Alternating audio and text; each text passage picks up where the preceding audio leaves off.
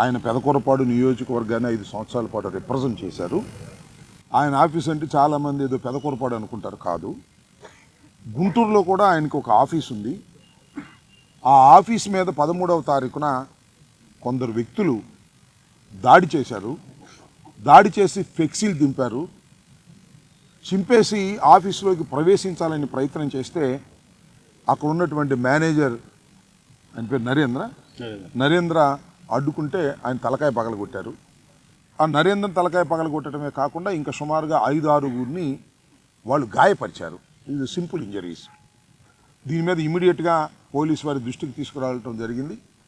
Police వారు case కూడా register చేశారు, 324 రిజిస్టర్ చేశారు. ఆ తర్వాత చిత్రంగా ఏంటంటే వాళ్ళు కూడా కంప్లైంట్ ఇచ్చారు. ఇస్తే అది కూడా రిజిస్టర్ చేశారు. ఎవరి మీద? శంకర్రావు గారి మనుషుల మీద. ఇది ఇక్కడ జరిగినటువంటి విచిత్రం. వాళ్ళు వచ్చి శంకర్రావు గారి ఆఫీస్ మీద ఖమ్మంపాడుకు చెందినటువంటి తెలుగుదేశానికి చెందినటువంటి కార్యకర్తలు కానివ్వండి, రౌడీలు కానివ్వండి, వచ్చి శంకర్రావు గారి మీద ఆఫీసు మీద దాడి చేసి తలకాయ పగలగొడితే, సరే మేము ఇచ్చిన కంప్లైంట్ మీద వాళ్ళు రిజిస్టర్ చేస్తే వాళ్ళు కంప్లైంట్ ఇచ్చి రిజిస్టర్ చేశారు. సరే ఎస్పీ గారికి అది కూడా దృష్టికి తీసుకువెళ్ళాం. అది ఫాల్స్ అయితే దాన్ని తీసేస్తామని వారు చెప్పారు. It is a falls. ఎందుకంటే మా ఇంటి మీదకి వచ్చి మమ్మల్ని కొట్టి మా మీద కేసు పెట్టి కొత్త సంస్కృతిని తెలుగుదేశం పార్టీ తీసుకొచ్చింది వాళ్ళ.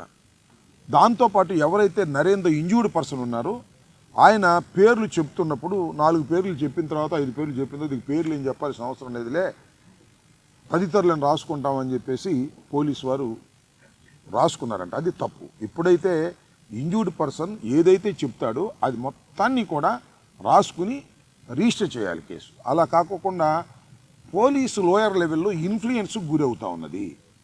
మా మీద దాడి చేస్తే మా మీద కేసులు పెట్టే పరిస్థితికి వస్తుంది. ఇది ధర్మం కాదు.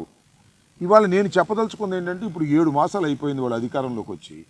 7 మాసాలు చేయాల్సిన అరాచకాలన్నీ చేశారు. ఇళ్ల మీద పడి దాడులు చేశారు, కొట్టారు. ఇందాక చెప్పినట్టుగా సాంబిరెడ్డిని చిత్రహింసలు చేసి కొట్టారు. మళ్ళా ఇంతవరకు నేను మనవి చేస్తున్నా, 5 సంవత్సరాల పాటు రిప్రజెంట్ చేసినటువంటి శంకర్రావు గారు ఊళ్ళోకి ఇంతవరకు వెళ్ళటానికి వీల్లేదంటున్నారు.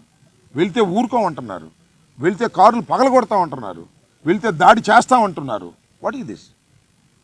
ఏంటి, ఎక్కడున్నాం మనం?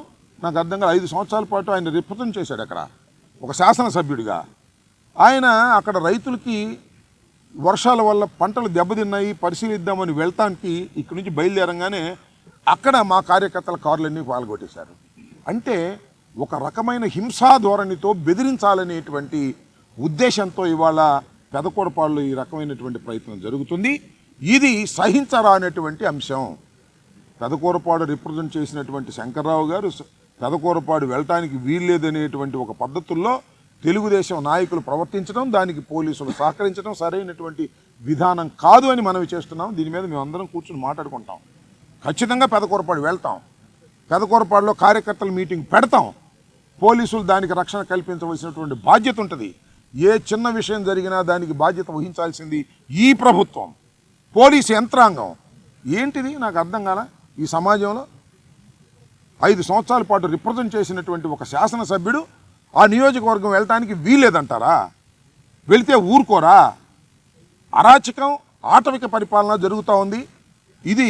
దీనికి బాధ్యత వహించవలసింది ఎర్రబుక్కు మెయింటైన్ చేస్తున్నటువంటి లోకేష్ అని కూడా ఈ సందర్భంగానే మనవి చేస్తున్నాను.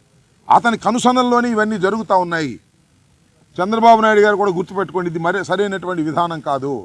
శంకర్రావు గారి మీద ఈ రకంగా కక్ష కట్టి మీరు ప్రయత్నం చేస్తున్నారు. Yes, we will face it. తప్పనిసరిగా మేము ఫేస్ చేస్తాం.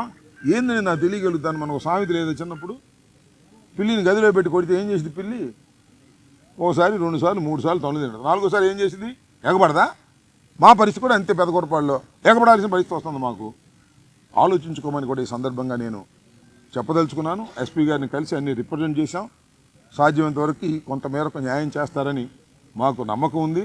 ఆయన న్యాయం చేయనిస్తారో లేదో మరి పైనుంచి మాకు తెలియదు. ఇవన్నీ చూస్తాం. ఇది రోజు రోజుకి ముదురుతున్నటువంటి సమస్యలు. అందరం కలిసే ఉంటాం, కలిసే పోరాటం చేస్తాం, దుర్మార్గాన్ని ఎదుర్కొంటాం.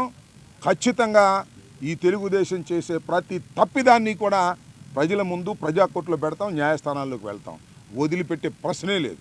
అనవసరంగా అన్యాయంగా మా వైఎస్ఆర్ కాంగ్రెస్ పార్టీ నాయకుల్ని కార్యకర్తల్ని హెరాస్ చేస్తూ ఉంటే చూస్తూ సహిస్తూ ఊరుకోలేమని కూడా ఈ సందర్భంగా తెలియపరుస్తున్నాను.